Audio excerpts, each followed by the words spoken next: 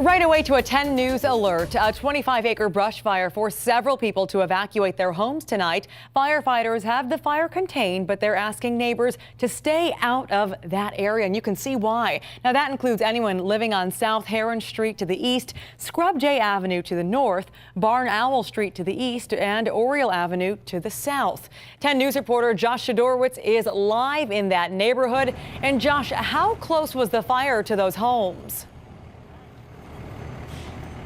Is close enough that it did cause some minor damage to at least one home out here. It caused some of the plastic siding to melt. Also forced the evacuation, as you mentioned there, of about 24 other homes in the area. The good news is you take a look over my shoulder and you can see, because the crews have been working so hard out here, that fire is now contained.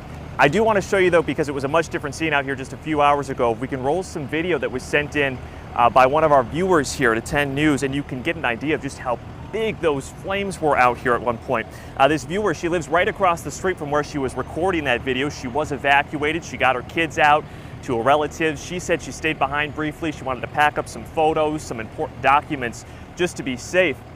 But if you look really closely, you can see that those flames at one point were burning even higher than the tree line there.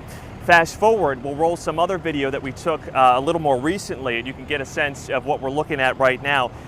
Good news is, because crews have been out here working as hard as they have in these conditions, some hot spots and just a heavy smoke is really all that remains, fortunately, at this point. Now, as for the cause of this, if we can show you a photo, this was shared to us by Highland County. That is a picture of an ATV, one of those all-terrain vehicles, or at least what's left of an ATV. Here's a story behind that. I was told that there were apparently a couple people who were riding that through some of the trails back here. Somehow, for some reason, that thing caught fire. They, luckily, both of them were able to get off safely. They immediately called 911, but you can see just how quick that thing burned. Those flames spread very quickly there.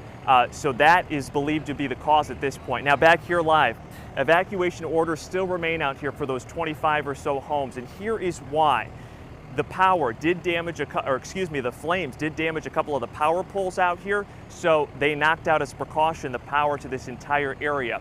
We've seen crews out here right now. They're going block by block to restore that power, but they don't want to let everyone back in until that is all completed.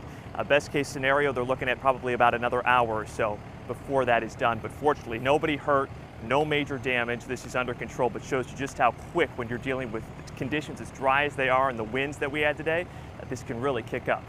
We're live in Sebring tonight. I'm Josh Shadorowitz, 10 News. Candace? Josh, thanks so much. That was an excellent point you were making. And this is one of more than 30 active fires in the state right now. So now is a great time to download our 10 News app. It's free. We'll bring you the latest information on the Sebring Hills Barn Owl brush fire and send you an alert if any new fires do spark in your area.